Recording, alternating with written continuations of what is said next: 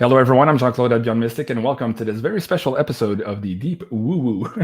Tonight, of course, our title is Postures of Power, Egyptian Postures of Power by Mr. Jason QUITT. You can find his work and his book here on Amazon. It's entitled Egyptian Postures of Power, and you can find him also on Twitter at Jason_QUITT, and finally on the web at thecrystalsun.com. Mr. Jason QUITT, welcome to the show. On Twitter at Thank you for having me. You have an open window. Oh, there you go. We had an echo there. Okay, we're back. Hold on. Right. I don't think it was me. Can you hear me okay now? Yeah, I could hear you good. Welcome to the show, Jason. Sorry about that weird start there. No, a fellow Canadian, same province. I mean, this is awesome. Thank you for being here. And thank you, everyone, for joining us here on this live interactive show. We are going to be talking about tonight, of course, the latest edition of Jason's book, The Egyptian Postures of Power. But before we get into that, I want to share something a little bit personal with you, the audience members. I've known Jason for quite some time now. I believe it was 2015 or 16. And I got to tell you, at that time, I wasn't the person I am now. I was somewhere in transition between the old world and the new world. And for a long time there, I was having difficulty in the sense that I had my illusions of the old world had been shattered. So I knew I no longer had a place in it, but I did not yet know what my place was going to be in this new world. And I remember listening to Jason QUITT this one night on Fade to Black with Jimmy Church. I'm like, that guy's pretty cool. I got to talk to that guy. And so Jason helped me out quite a bit in those years, trying to understand how to really connect with your center, to connect with your soul mission and your contract, and to not fear that unknown and that self-actualization process. Jason, you really helped me out with that. And I want to take this opportunity here on the live show to say a big thank you to you, sir. No, that's really amazing to hear. And it's like when you invited me on the show, I'm like, of course, like I've known you for so long, but I didn't really know you had a show. So now that I know, of course, I'm going to be coming here. I'm going to be supporting you and everything. And it looks like you're doing great in what you're presenting. Yeah. Well, I've had a rough start. I've been deleted quite a few times already. Apparently, there's some topics here on YouTube we're not allowed to talk about. And your book touches on some of those topics, of course, because they're all about self-empowering. And of course, the Matrix here doesn't like that. They want, really good slaves and really good batteries for the energy extraction matrix. So as soon as you teach people how to disconnect from that, you somehow get on somebody's radar. And that was the case for me. But before we get into that, Jason, I wanted to ask you, our first-time guest, a question, and it goes like this. How did universe conspire to bring you to the work you're doing today? Oh, that is a very, very long story. But I would say that I was going through an awakening process in my early 20s, and it was very difficult. I started to have outer body experiences. I didn't know what was going on. I really thought I was going insane, but I knew that I wasn't insane, and luckily I had a firm grip of reality. And I tried to kind of find my way in this. And this was before YouTube. I always tell the story. This is before YouTube. So I'm just, searching AOL or Yahoo for answers. Right. And it was difficult to find. And I really did feel alone in this. I couldn't really talk to anybody. I even went and spoke to like rabbis and priests, and it was almost like they didn't know what to tell me, so I really felt alone in what I was dealing with.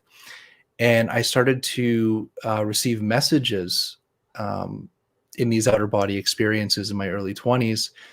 And what these messages basically told me was I was sick, which I found very interesting, that these messages that would come to me was, you have an illness, but it's an energetic illness, and it's that your energy is weak, which makes you susceptible to physical conditions in the future. Your energy is weak, which means that things can attack you, could attach to you, could manipulate and pull you.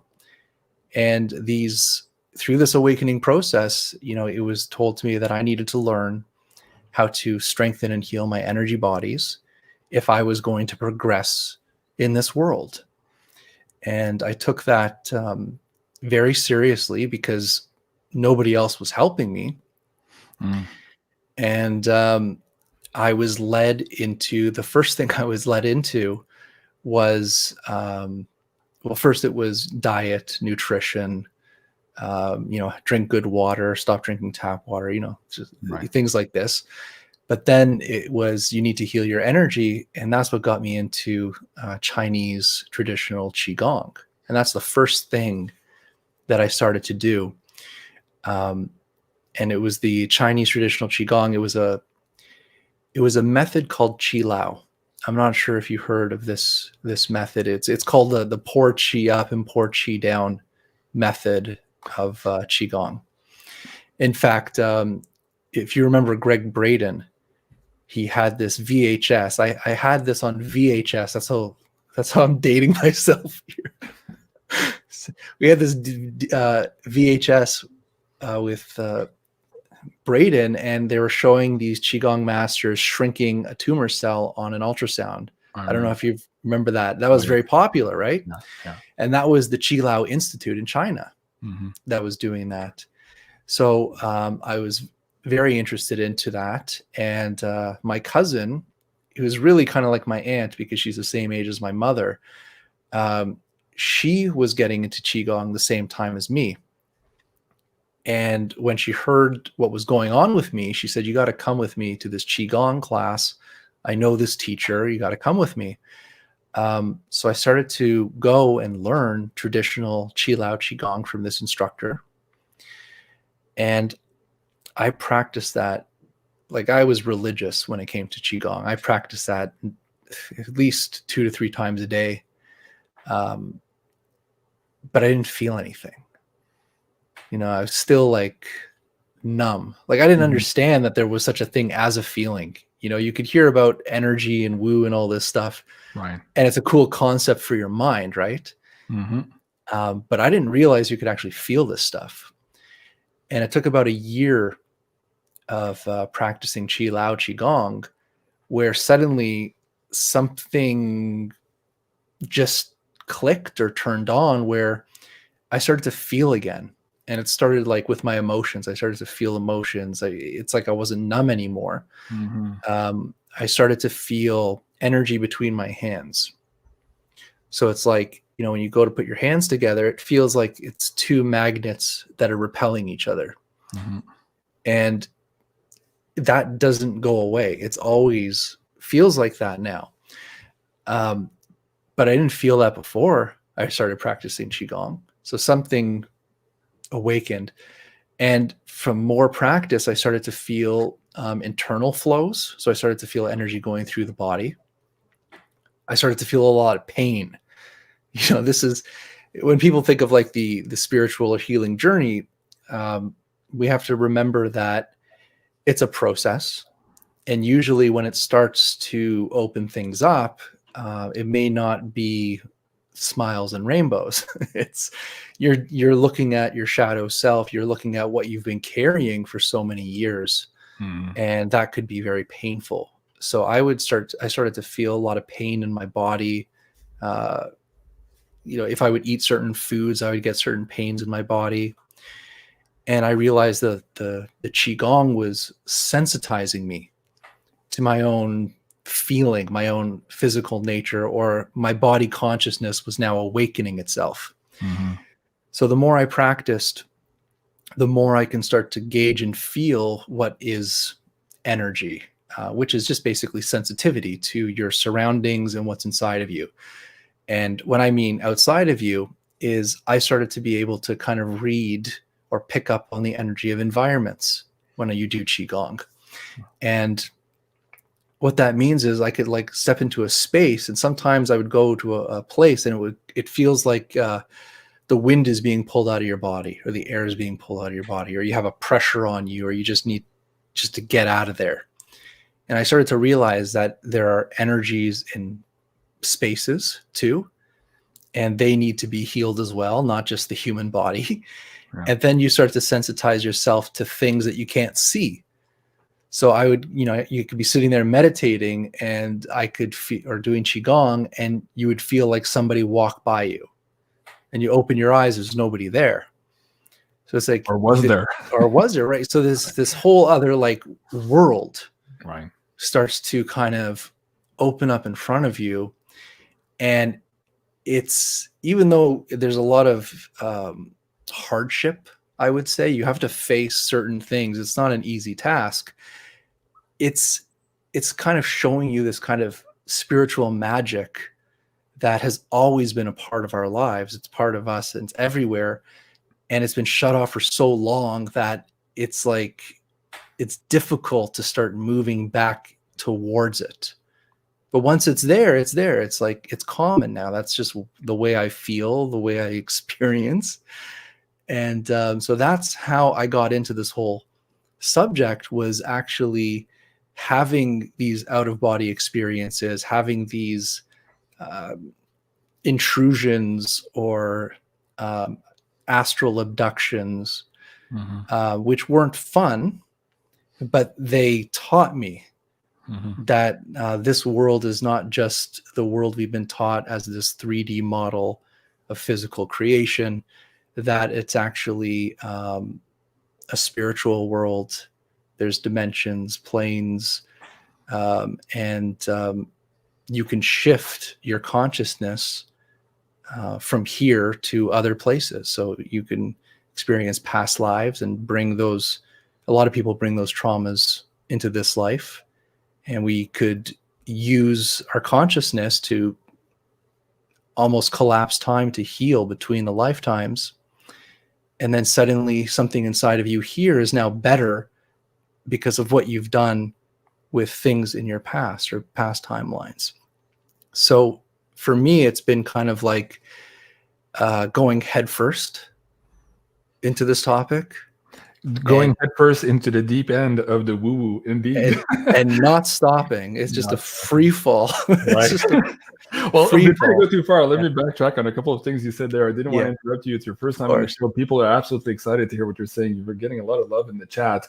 But yes, the deep woo, and what you just talked about, that experiencing that energy for the first time, you cannot unlearn that or unfeel that. You feel it, you realize that you're part of something much bigger. I try to explain to my kids that we're actually, there's no separation between us. We're in the same soup, basically. And once you realize that you're a fish in the water and there's water, you can maneuver with that water. So similar to you, I started this process with Reiki. So I was already into the energy work. So by the time I got into the Neigong at my Kung Fu school, it made sense to me. I was already into the feeling and moving energy. But when I started meeting these individuals, suddenly I realized, whoa, these guys have it at a way, way, way higher degree. And this is all about self-mastery. So I was really interested in all of that. So when you started getting back into the Egyptian postures of power and how your body's an antenna to receive and to transmit through all of this energetic soup that we're in, I'm like, okay, now we're onto something. And I was really impressed with your first book. I gave it to somebody, or I lent it to somebody, but it never came back. So of course I had to get the second one here as soon as you put it out on pre-order a couple of months ago. So I'm really interested to get into that. But a couple of things. You mentioned the out of body. My first experience also was as a teenager. I woke up one night and there was this little light at the bottom of the door to my bedroom. And I was thinking, somebody left a light open in the hallway. So I walked up to go turn off that light in the hallway. And as I got to the door, I was trying to grab the door. I couldn't grab the door. I was like, what the hell's going on? And I looked back, I'm like, oh, it was me glowing. So I was out of my body at that point. It really shook me. And then I started reading books about it, like you. At that time, there was no Google or the internet, so I had to go to libraries and stuff to try to learn about all of this stuff. So it got me thinking that we were more than, of course, just these physical meat sacks, as you said. The emotional body, feeling your emotions, you just mentioned it's not all roses, I believe is what you said. It is difficult. And on my show, we talk about this self-mastery, but to get to there, you also have to go through that core wound. And what's interesting now is the way universe is providing and conspiring at this time, it's actually helping us and propelling us towards going through that core wound and becoming these bigger, better versions of ourselves here as we move into the age of Aquarius. And I find that people doing the work as you're doing here, and specifically with this book, you're a stepping stone to a lot of people understanding that and mastering how they can maneuver their energy, how they can increase their energy set. And we're going to get into that in the book here. And how, first of all, before you do that, you have to cut the bleeding. And of course, that is detaching from that energy extraction matrix that's on the planet to capture all of that. Fabulous introduction. Let me get into quickly here, the Kundalini stuff. As I mentioned before, it's been a tough ride here on Beyond Mystic. And one of the reasons was this series that I started with Rihanna Watson at the offset of the first channel. And here she wrote a book, Brave, Beautiful, and Bearing It All. And the point was not necessarily all the yoga, but it was the healer within. And when I got through reading the first 3 or 4 chapters in her book, I realized that she was talking about using her body as an antenna to heal specific frequencies. So I was like, whoa, this is deep knowledge, and some people on the planet are starting to remember that. So yes, there are the mystery schools out there that are teaching that. They're still closed. Maybe they're opening up slowly but surely to these times. But people, through our energy, through our DNA, are starting to remember these things also. Where did you start to remember that? I know you've had some experiences, you had the voices as you just described, but where did you start to have these sudden deep knowings of this energy work, and that you were more than just your body, that you were, in fact, you were an antenna? How did that awakening happen for you, Jason? Well, I was doing Qigong for, I think, a couple years before the Egyptian things started to happen to me. Mm-hmm. And the Egyptian journeys really took me to another level completely, because, okay, I would go to sleep at night, I'd be taken out of my body, or I would just kind of wake up in this temple, which I don't know if it was like a past life remembering or a past life reliving, or this was something new, but I would just end up in this temple. There would be an Egyptian teacher standing in front of me. They looked just like those Egyptian statues. And they wouldn't talk to me. They would just stand in front of me holding a posture. And I just inherently knew that I had to copy this person. So as I would stand there and copy their posture, what I felt was this thing just open up above my head. And it felt like a waterfall. So you've been under a waterfall before. You can feel Mm-hmm. that pressure and that flow just Mm-hmm. hitting the top of your head. And that's exactly what it felt like. But instead of water, it felt like solar radiation. So it was like this, it was like a fire, this heat that went right through the crown chakra, and it went through every cell in my body. And this heat, it was like my body was just vibrating. And I would wake up in my bed. So I'd be, wake up in my bed on my back in these postures, even with my left leg sticking up. Okay. So I became this statue in my dream. And even though I'm awake in the bed, I could still feel this thing opened and the energy going through me as I'm awake in bed. And the moment I changed my posture, suddenly it just closed up. Don't feel it anymore. And that was, at that time, that was the most powerful experience that I've ever had in Qigong, is in these postures. And I immediately realized that the body itself is kind of like a tuning fork. Mm-hmm. And just like how you have the old antennas on those TVs, you move the antennas to get that perfect channel. And once you hit the channel, you have the direct feed of that energy, that frequency, through to give you the channel or information. Mm-hmm. And it's the same thing with the body. The body is a combination of all the elements, both polarities, positive and negative. It's an electrical system. Okay, our body literally is energy. Every cell in our body has electricity. We communicate through our nervous system, through our heart, with electrical pulses. I mean, this is how we're made up. We have electricity running through our spine constantly. So we're an electrical being. The earth itself has electrical properties. It's a negative ionization, a pull. The air, the atmosphere, has a mostly positive polarization of ions. So when you have your feet on the ground, you're connecting to this negative field. And then when you have your arms in the air, you're connecting to the positive ionization field. And by breathing, you're regulating the flow of both positive and negative polarities into the body. Mm-hmm. And by doing that, what you're doing is you're becoming a bridge. You're becoming the pillar between heaven and earth. You're circulating that fresh chi or fresh electricity energy through the breath through your body, and you're giving yourself life force. That's what it's all about. So when you change the posture of your body, you change the geometry of your body. And by changing the geometry of your body, you change the direction and flow of how that energy from heaven and earth circulates and moves through the body. Mm-hmm. And even with mudras. Yeah, same thing. Same thing. Your meridian systems come in and out through your hands and feet. And by touching various points or holding different mudras, what you're doing is you're telling the body to focus the energy or direct the energy in a specific manner for a specific purpose. Right. So that is how I kind of got into this whole teaching, is seeing that when I would change my body posture, I would feel a different connection to a different energy, a different frequency.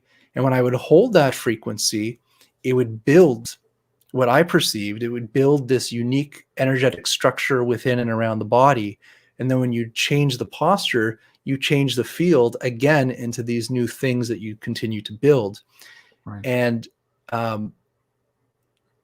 another way I could describe this to make it a little more simple is imagine your body as a stringed harp, for example. So you have multiple strings through your body, and each string has its own unique tuning.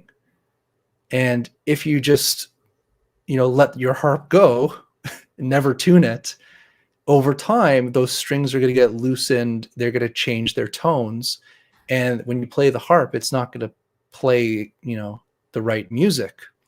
So by doing these postures or connecting to these different energetic systems, what you're doing is you're trying to retune the strings of your body to get you back into your own universe, your one song that you are. Right. That's fascinating. I wanted to bring up the Taoist perspective. Of course, again, my philosophy comes a little bit more east and yours too with the Neigong and the Qigong.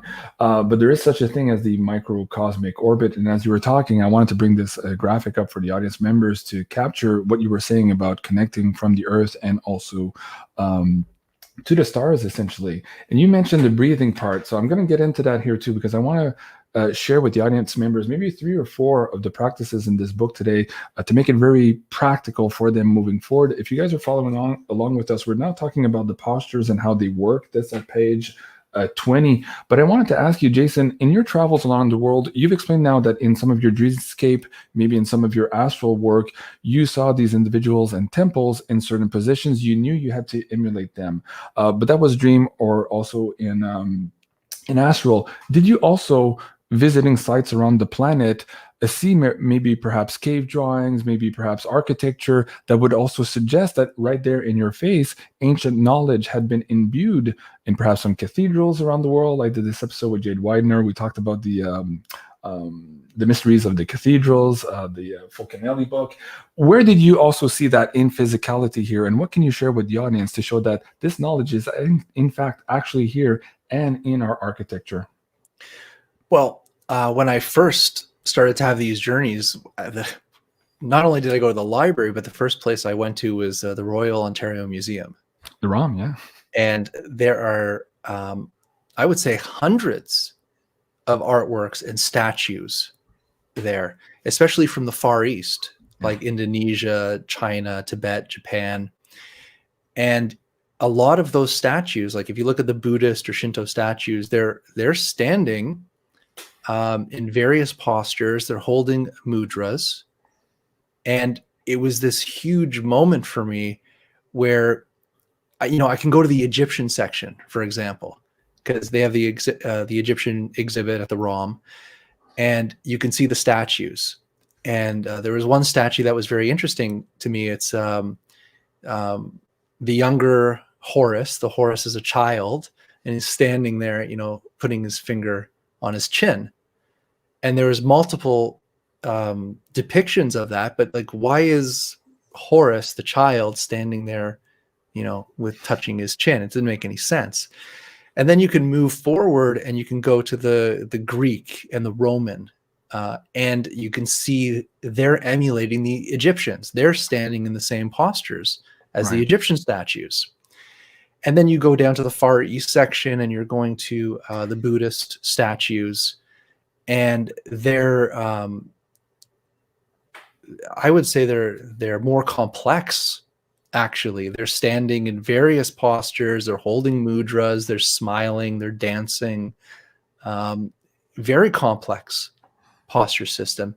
And for me, it was like seeing this evolution of these postures and the evolution of passing down this history of body movements that's not just found in China, even though China has been doing Qigong for 4,000 plus years. I would even say longer than that. Yeah. But the body postures are found in every ancient culture, in shamanic dancing. This is a global thing.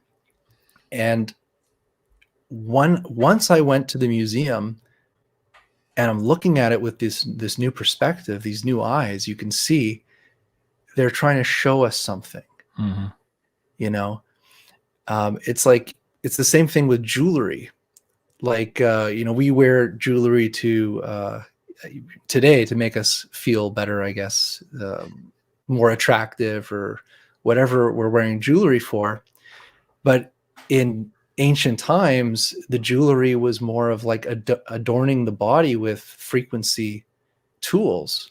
So they would wear like precious metals, which is electroconductive. They would wear special stones that had very specific frequencies, and they would put them on very specific energy centers, just like the ancient crowns.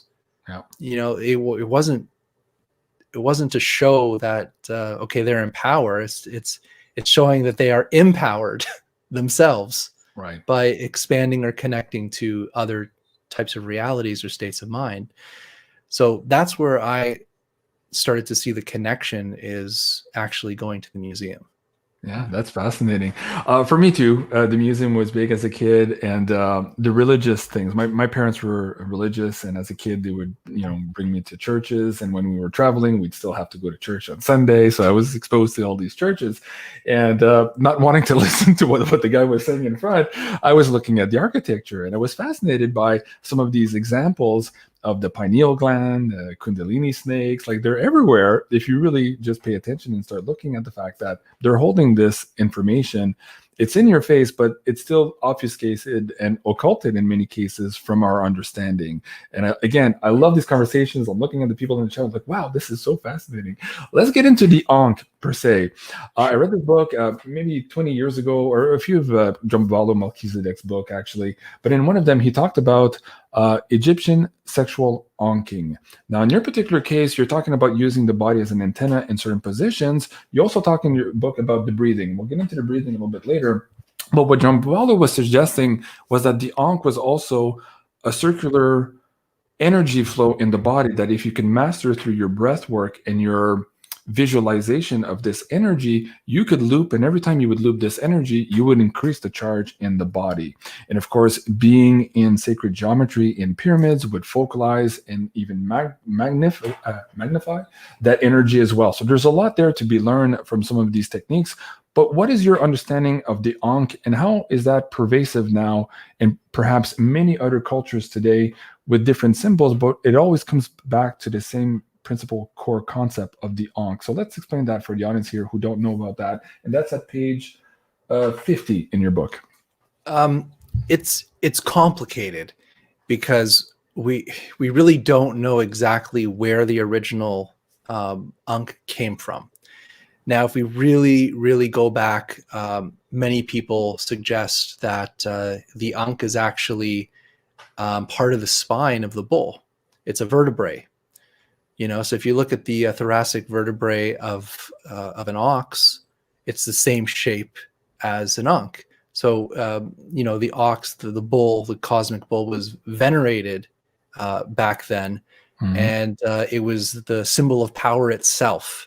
Life itself was the spine of the bull because, it helped them in the farming and moving. Like that's how they built their empires, through farming and agriculture. So there's that side of it. The next side of it is, if you look at certain Ankhs from Egypt, one of them has like a straight line going down, and then some of them have two, almost like feet. And in some of the images of Egypt, the Ankh is shown as a person. So it's the arms, it's the legs, it's the head. Mm-hmm. I'm not entirely familiar with Drunvalo Melchizedek's use of it, so I can't really know what he's talking about with that. Mm-hmm. But the Ankh itself is a flow of energy. Many people would say that it's the vertical energy going down, the horizontal, and the cosmic, or the divine energies that come in and through, which you can, I guess, breathe through. It was always the symbol of life. Mm-hmm. It represented the life force energy that nourished our entire bodies. And in the pictures of Egypt, the Ankh was usually given by the gods to the pharaohs, and it was placed underneath their noses, or in front of their eyes or their mouths. The Ankh was shown with water. It was shown with the rays of the sun, and with the manna, the food of life. This was showing that these forces of nature gives us life, and it sustains us. Mm-hmm. So, and it was also the gift of the gods. So whenever you see a picture of a god standing there with an Ankh giving it to somebody, it was more of a depiction of the god is now giving you new life to take forward into this world. Mm-hmm. So there's many depictions of it, but this symbol carries forward. It's not just an Egyptian symbol. And if you take the top off the Ankh, then you're left with a T. Or in ancient letters, it was called the Tau. Mm-hmm. And see, there you go. The Tau, the Taurus, and the cross. So the Tau was also the symbol of the constellation Taurus, which is the heavenly bull, which also relates back to the original Ankh, which could be a vertebrae of the spine.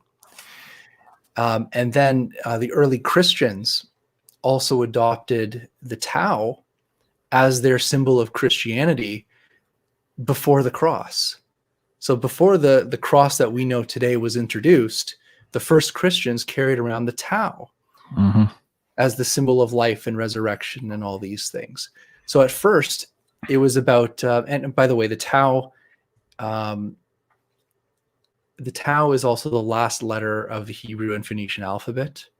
It's the last letter. It means the cross. That's the definition of it. It's the 22nd letter of the alphabet. And it's the completion of all the signs. It's the completion of life, is what the Tau is supposed to be. And it's for judgment. So if you take the Tau and you put two scales on it, you get the balancing of the heart. You get the scales. There's just so much in this symbol. Yeah, we could do a whole show on that. Yeah. But I wanted to share one part with the audience too. Sure. There was a medicine woman I met in New Mexico, and she spoke of a cave where underneath this mountain, basically, there's this open cave with a body of water, a green crystal, and on the wall is a huge carving of an Ankh. And this is guarded by some of those tribes people. No tourists are allowed to go in there. But I was just fascinated that this is, how long ago was this made? We don't know. It seems to be brought down from generation to generation, but it's still not yet made public. But again, we're being called as humans to all of these places around the world. And in the last 2 years, as these places and energy centers of the planets are also waking up, as we are waking up, our DNA is waking up also.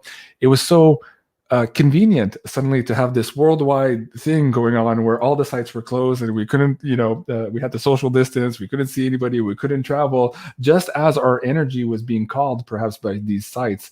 And it strikes me as a little convenient that maybe perhaps they're trying to slow down this awakening, or maybe this connection to who we actually are, where we come from, how much power we actually have. These are all the topics that, oh man, I could do 3 shows a day on this stuff. It's so fascinating. And I can tell from the audience members, there's a lot there as well. So guys, we'll try to get to your questions. We're about 34 minutes into the interview now. So give me a few more minutes here to develop some content with Jason, and then I'll try to bring up some of your questions here at the end of the show. And just to go back, the whole point of the book, and I know you read the book,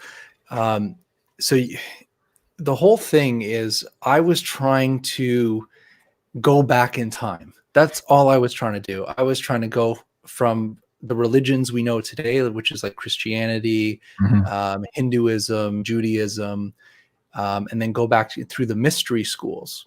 And what I'm trying to do is just peel away the onion to figure out, how did these stories come into our lives? Yeah. You know, how did it all come together? And what is the real roots of this information? And the most amazing thing is that it comes down to this belief as we are a reflection of the universe. And by knowing thyself, knowing our place in the environment, we understand who we are. Yeah. So all these things are tools in relearning who we are. All these symbols, like you were showing the Ankh, these are just symbols to reawaken our consciousness to something that's very profound and ancient, that has a story to it. And if we understand that story, it gives us amazing insight. And what I personally learned a lot doing the research for this book is that it all comes from the stars. And it was like the stars were the map of heaven. And then what they would do is they would map heaven, give the qualities of the soul above, soul below to the zodiac, create these amazing stories that would pass on this information through the generations. And that information was encoded in various creation myths, biblical texts. And it was just because the language changed or the stories changed, the exact information remained the same throughout time. This is the floor plan of the Notre Dame de Paris Cathedral. So again, going back to what you're saying now, this is imbued in everything around us, if only we have the eyes to see. So one, yes, I do recommend Jason's book. You can find it here on Amazon. I just put the link in the live chat. And after the show, I'll also pin the links to the top of the comment sections. But if you want to get into some of this architecture, I do recommend this, Fulcanelli's Le Mystère des Cathédrales. That's the French version. You can find it in English. And also Jay Widener's book, which was The Mysteries of the Great Cross of Henday. And again, all of this connects to the life force that is all surrounding us. Fascinating stuff. Okay, there's a lot to go through here, Jason. Perhaps we'll have to do a part 2, but let's get into the breathing part.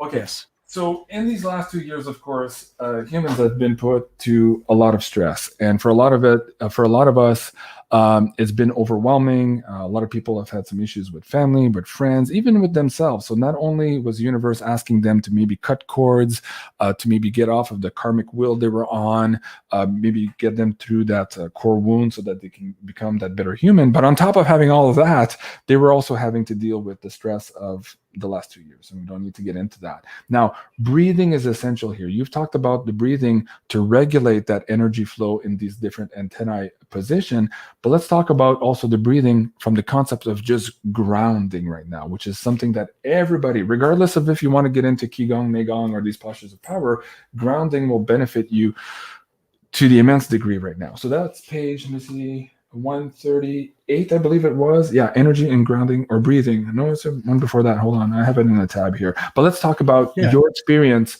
You had an accident. You were caught where basically all you had to do was thinking about your breathing here. Explain that to the audience, how you got to really practice that and really embody what it is to be master of your own breath. Well, unfortunately, I broke my back in 2017. And it was bad. I broke my T7 right behind my heart, and I had to do emergency surgery. 2 rods, 10 screws are holding my back together.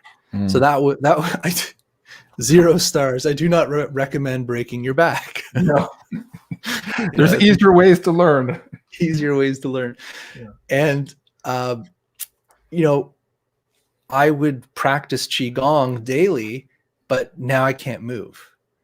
Like, I'm not paralyzed, but I can't move because obviously the surgery and what happened to me. So the only thing I could have done, or the only thing I could do in the bed in the hospital, was breathe. The only thing I could use was my mind and my breath.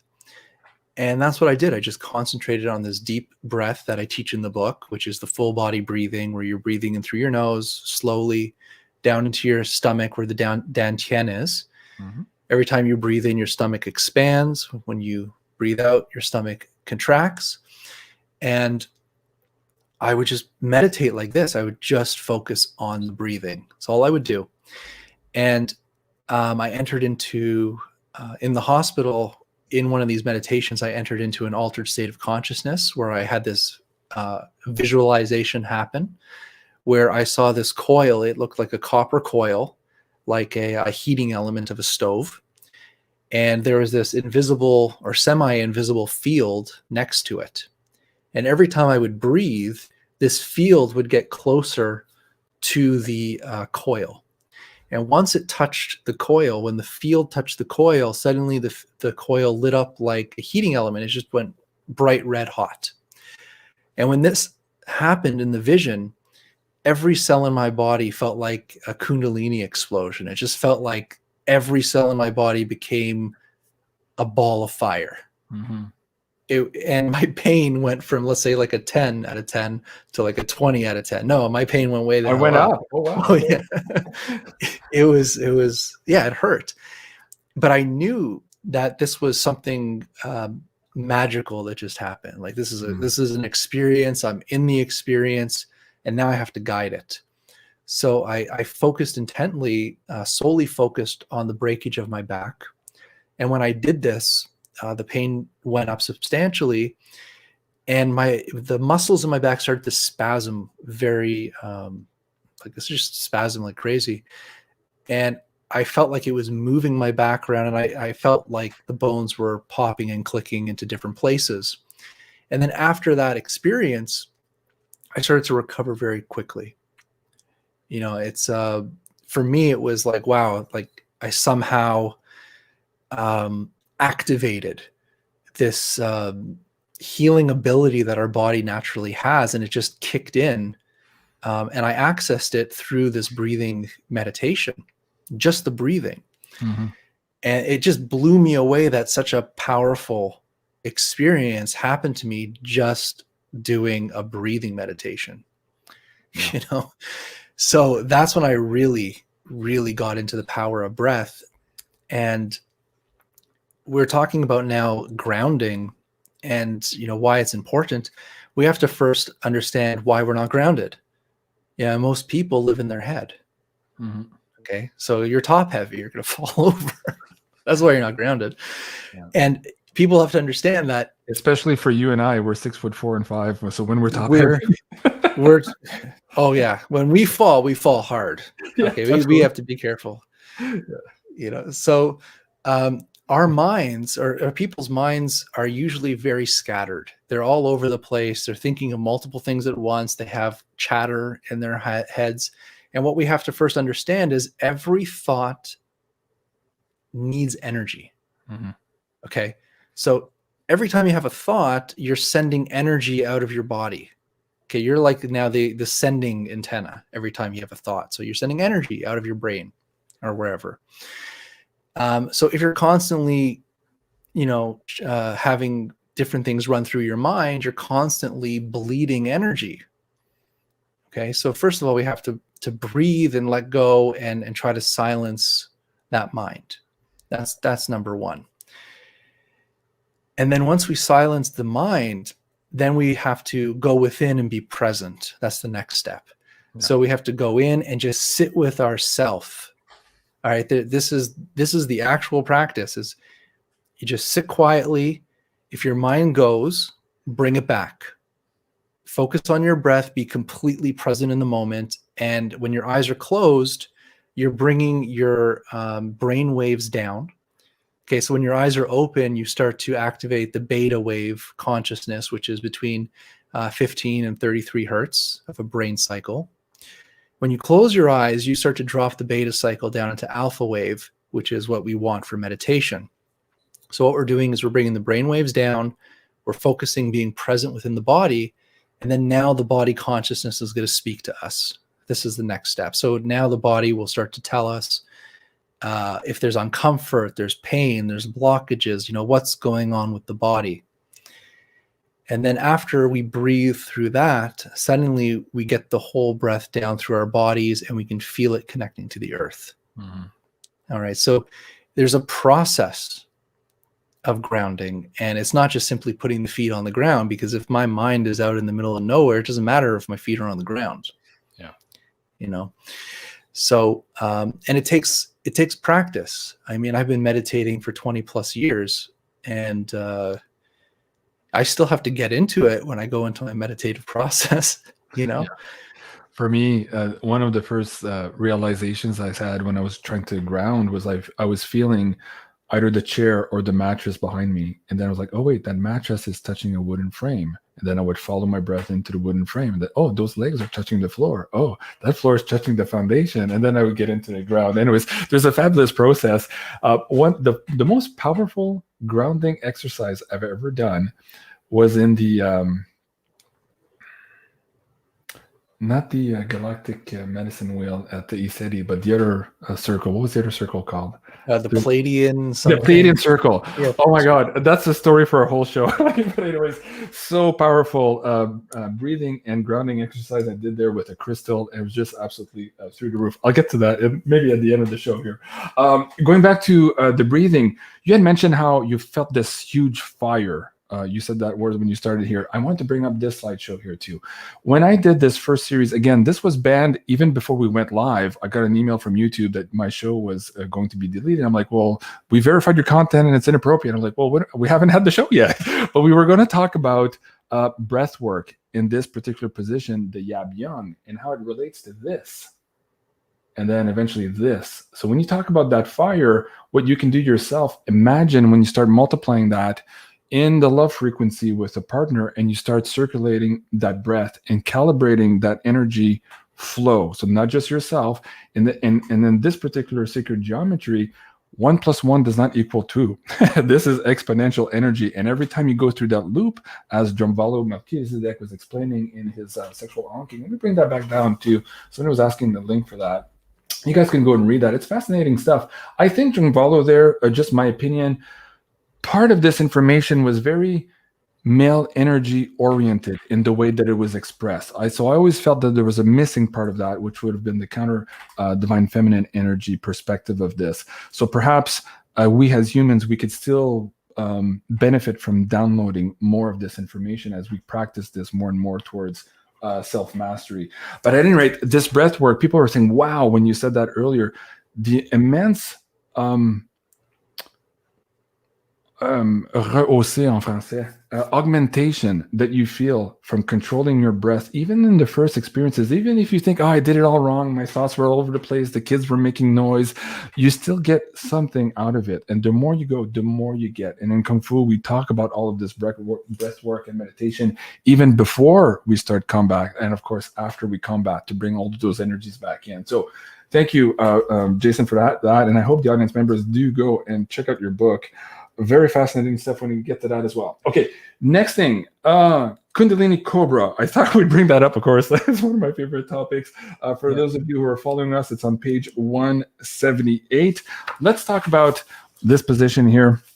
Is that the right one? No, 78. Nope. Nope. Salute of the Sun is the one before that. Hold on, where's my tab? I had it. Did I lose my tab? I thought it was 168. Hold on. Do you remember? Let me. Oh, there it is. Okay, no, 188. I'm sorry.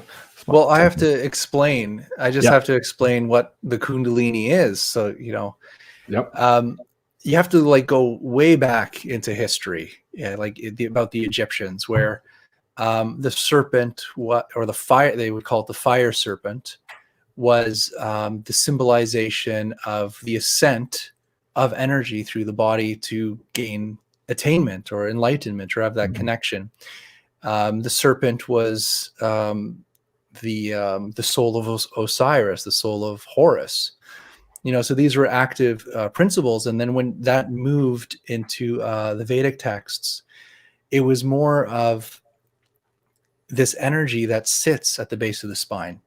And this is also why, like the Jed pillar is known as the spine of Osiris, or the spine of the bull, because the energy of the spine is extremely important. We call it the sacral of the spine. It translates to sacred. It's the sacred place. And this is where the energy is stored in the body. And it's this energy potential, spiritual energy, electrical energy.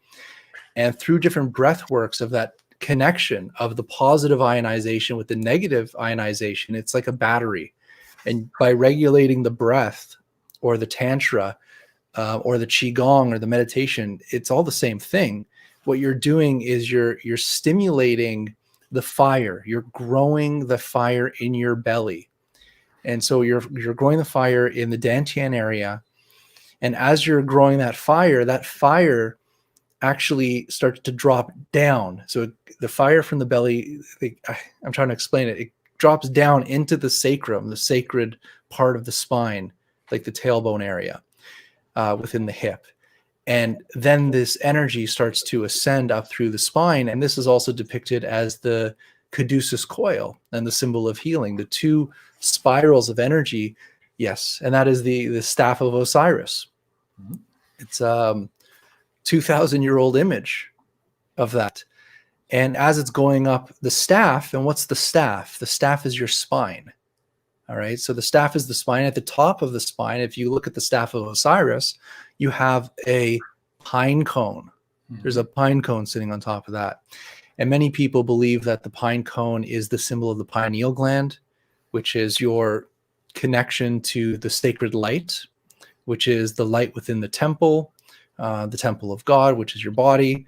So it's to access, it's the connection of the serpents ascending the spine, or the fire ascending the spine as the kundalini, activating the pineal gland so that you can have the spiritual light, to visualize and see the spiritual light within you as the temple of God or the temple of man.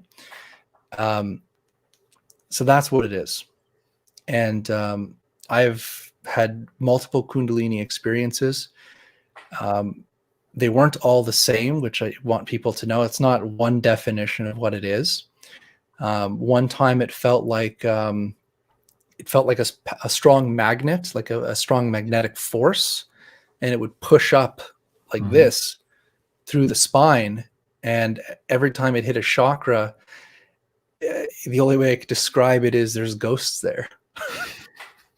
So it hits these ghosts, and you're like, oh man, those ghosts aren't supposed to be there. Yeah. So you keep breathing through it, and it punches those things. And they're not out. too happy of you disturbing them also. No, they get very angry that you're. So once this connection is made, it's like whatever is holding on in these places is being disconnected and literally purged out as it starts to go through the body. Yeah.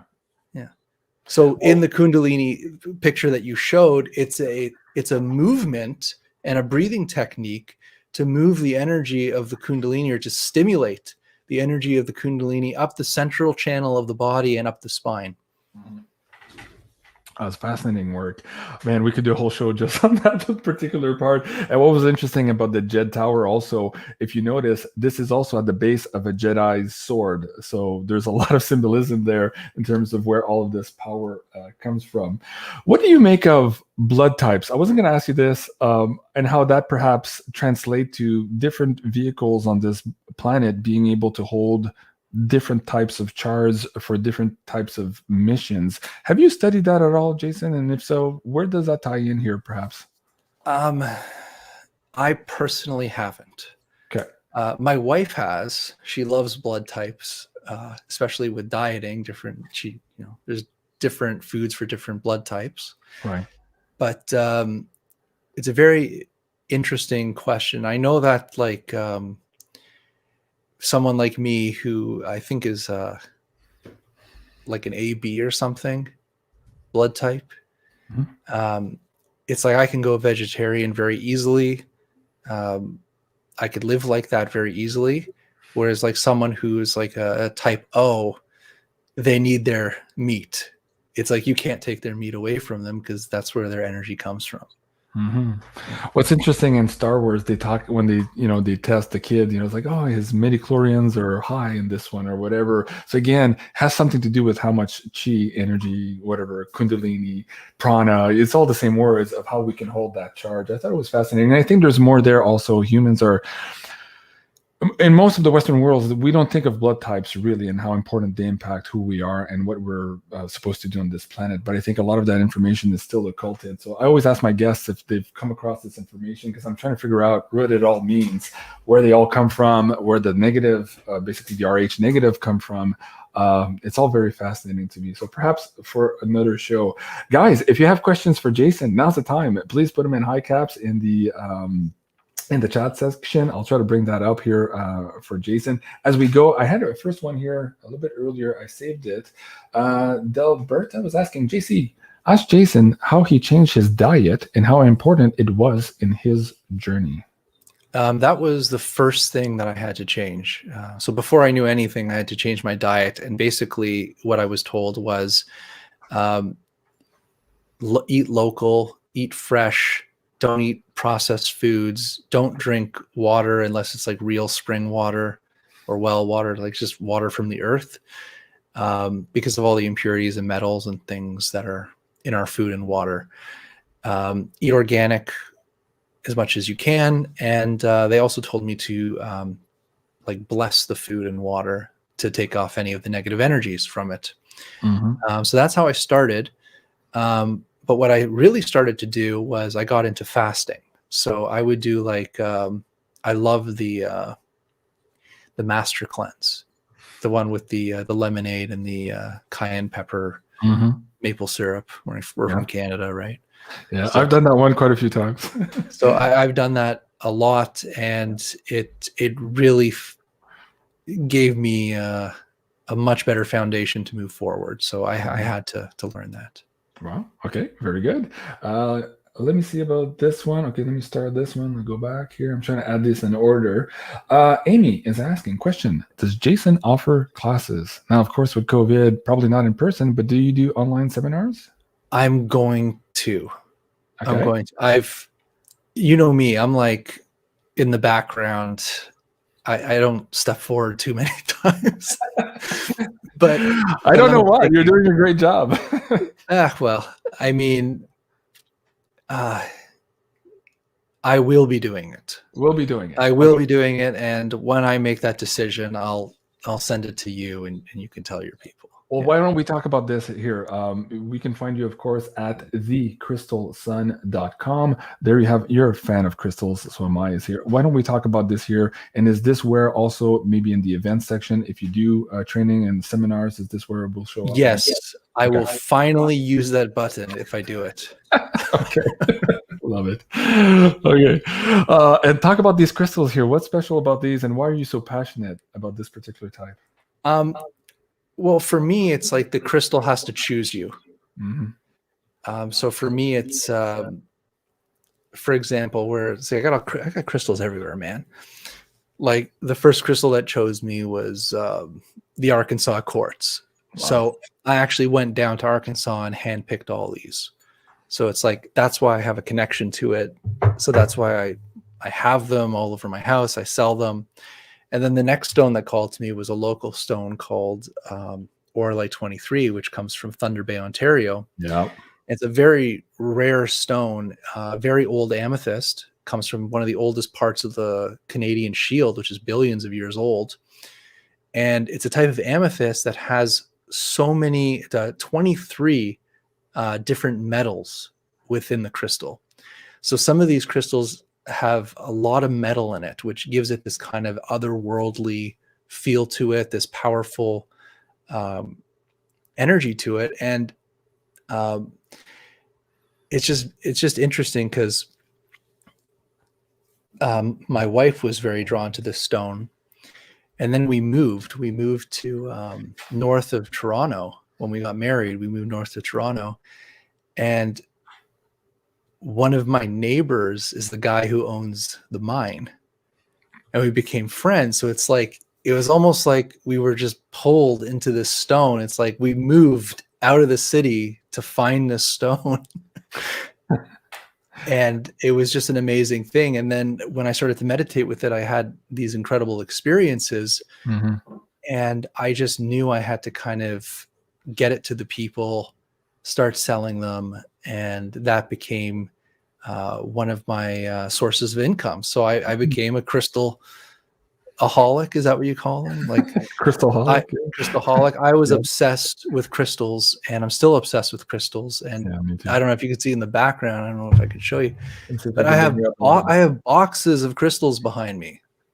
You know, same thing in my house. There's so many crystals. Sometimes they scream at night. You have to kind of put blankets over them because they're so excited. There's so much going on in the house. Okay, let me bring that back up. The link for the audience here, thecrystalfund.com. And there you can find the crystals on that page as well. Another question, Jason, for you. Hold on. I'm going to go back to this list here. George is asking, hey, is there a video to accompany the book? So some of these postures, they're a little bit complicated to read through. Do you have videos also, or do you plan on doing that in the future? I believe it's page 192. If you go to page 192, this is just by memory here. Let's see. Conclusion of the sun. Yes, right at the bottom it says private video of the salute to the sun can be found, and it gives a link. So yes, there's a link, a private link. I will put that. Is that okay if I put that link in the comment section here as well? It's just for the people that are doing the postures with the book. Okay, so we'll keep it at that. I'm trying to keep things separate here. Okay, but I'm actually thinking that maybe soon in the future, I'm just going to put everything up for free and just get it out there. Right, that makes sense. That makes sense. Okay, and also, it's the same thing in Reiki. There's a reason why these symbols are not open to everyone. You kind of have to be initiated into it. You have to do the work. It's not a free-for-all. There's a certain respect that goes with this work that has to be adhered to. I totally understand that, Jason. Len is asking, JC, please ask Jason how he protects himself during astral travel. Okay, I wanted to go back to that. We spoke about that at night. When I had my first experience, this led me to reading on how to actually do it as opposed to being spontaneous, to actually practice, to get out of body. I did all of these travels. And then I eventually met some people there that were not so nice, and they scared the hell out of me, and I stopped doing this. And this was about, by that time, maybe 21 years of age. So let's talk about the bad people in some of the astral and how you protected yourself from it. People may not like my answer. There's no such thing as protection. All right. And the only protection that you have is the strength that you carry in your will, basically. So you have to know that these things can't hurt you. You have to know that you are stronger than it, and you have to know that you can get out of any situation and you're safe. It is scary. There's a lot of things there that are not so friendly. And sometimes you have to fight your way out of things. But again, it's the only way to protect yourself is by strengthening your own energy.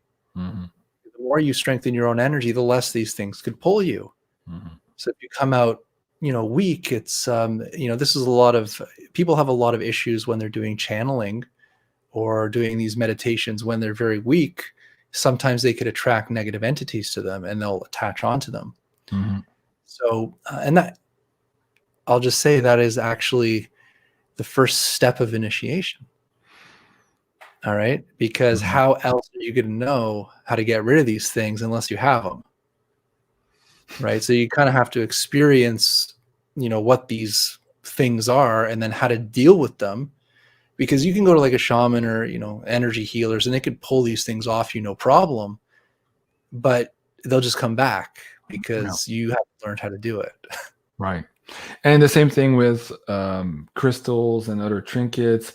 To me, it's like taking pot or taking a drug to get to a certain level. Yeah, it's helpful sometimes to get to that next level, but essentially you're still relying on a crutch as opposed to the endogenously produced chemicals that you can produce yourself to get to those same levels. So the same thing with the crystals and outer protection spells and the smudging, they work to some extent, but at the end of the day, you realize that the shaman doesn't need any of those trinkets.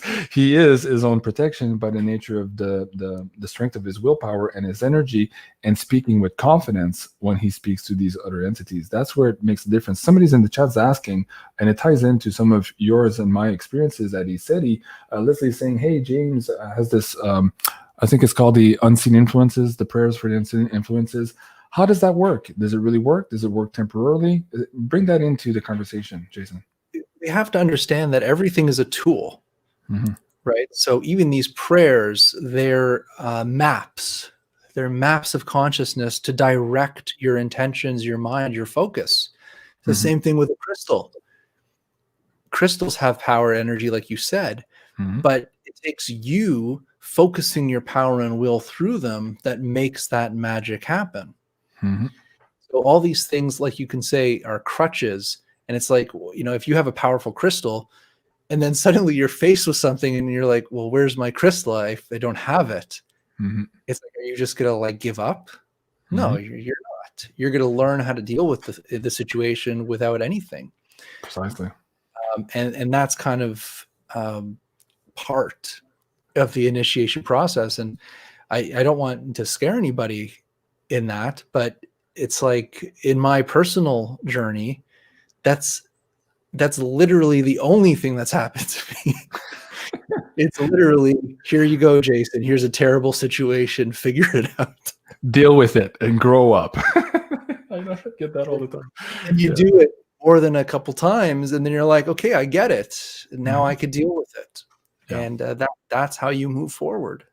I always felt, though, maybe as a, not a caveat, but as a precursor to what you just said, I always felt that my guides, my ancestors were there if I got really, really in trouble, but still, for the most of it, I had to go through the scrapes and bruises to understand myself. You know what I mean? Like I felt I had support, but I knew it was all about me. Like I learned that really quickly, because when you start traveling in these spheres, you realize how nebulous and dangerous it actually is. And at the end of the day, it's all about you. Again, this road to self-mastery through the Torii gate between the mundane and the sacred, only you can do that. People can show you the way, but you are the one who crosses that threshold. And again, it's all about that self-mastery.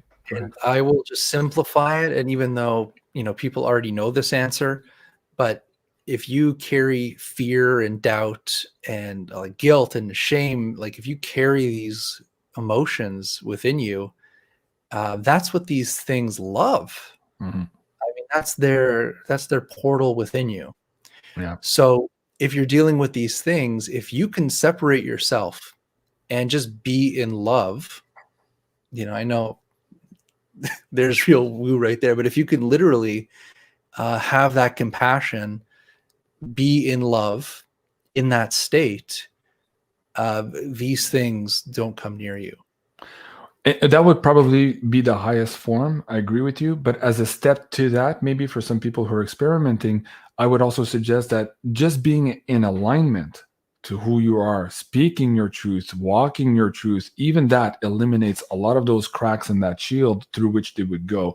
Eventually, of course, holding that love frequency is the killer of all of it. You know, love conquers everything. That is for sure. Learn how to say no. Yeah. Honestly, learn how to say no. These things come at you, you're just like, no, not having it. Yeah. This far, no further, like Picard said to the Borg. There you go. Britt, please, Jean-Claude, make Jason come back. Well, I can ask him. I can't make him, but I'd love to have you back, Jason, anytime. I'll be back, of course. You talked about this map, the crystals and meditations and prayers are maps, you know, to get to specific frequencies. I'd like to end on this map of North America. There's this huge cadre of our population that are following this map to find the very elusive Sasquatch. And I believe I found one. Oh, my God. Okay, explain that, Jason, so we can laugh a little bit of ourselves, because I did the same pose as you did. Somebody took a picture of me, and I have to find it because I wanted to put them side by side tonight, but I couldn't find it for the show. What's going on here? What's this, Jason? This is my first time at ESETI Ranch. Yeah. And behind the picture was actually Jimmy Church and his wife Rita and a bunch of people, and they were all talking, and I just kind of stood in the bush copying that sign to get a picture taken. That's fun. But we always would joke around because, you know, I'm 6'4", and, you know, so I'm always one of the tallest people there. And they just said, you know, I shouldn't have shaved for this picture. Yeah, I love it. Next time, what's his name? Stephen Cambian. He has a Sasquatch shoot, right? He told me about that in one of our shows. I'm like, oh man, we should totally do a gag on. He said he have Jason walk through the forest in his suit. That would be so hilarious. I would caution anybody dressing up as Bigfoot, you're probably going to get shot. You're probably going to get shot. Yeah. Oh, you never know. Man. Hey, Jason, we're already past the hour here. I wanted to ask you, I guess, last things from the book. Is there anything else that you think is important for the audience to know tonight? Either about the book, your website, any new projects coming up. Anything else you thought maybe before preparing the show that you wanted to share with the audience, or anything coming down now in download as we're doing this live that you think is important to share before we part ways today? I think we pretty much covered everything. And, you know, I would just say that when I started to go through my process of awakening, I would search for books. You know, I would try to find the answers that were in me. And now that I'm older and have the ability to do it, I'm like writing the book for my past self. Right. That's what these books are. This is the book that I wanted when I was growing up. Yeah. And so if I could share what I've learned over the past 20 plus years, and that helps somebody on their journey, that's what I'm here for. Wow. Beautiful. I love it. So folks, you can find that at amazon.com.ca here. Of course, you're looking for Egyptian Postures of Power. This is the one we want, the latest edition of 2021. The first one, I believe, was 15 or 16, Jason? The first book I ever wrote was 2007 or 2008. But that wasn't about the Postures of Power. It was Postures of Power, but it was a flip book that I printed myself. Oh, wow. So that's how long it's gone back. And then I republished it around 2015. Okay. Oh, that's what that was. Okay. I see. Okay. Well, guys, go check him out. He's got quite a few books here on Amazon. Well, no. I took every book down except the Egyptian Postures book. Ah, okay. So, is this one? Can you still get this one? Yeah, no, you can't get it. Ah, okay. All right. Well, sorry about that. I didn't remember. Because I have to now rewrite all those other books. Jeez. Aha. Well, you have a lot of work in front of you, Jason. Folks, you can find Jason's work here at thecrystalsun.com. And you can also find him on a daily basis on his Twitter at twitter.com/Jason_quit. This was our first episode of Egyptian Postures of Power. I'm Jean-Claude at BeyondMystic. Please remember to like, share, and subscribe, and we'll see you soon. Au revoir.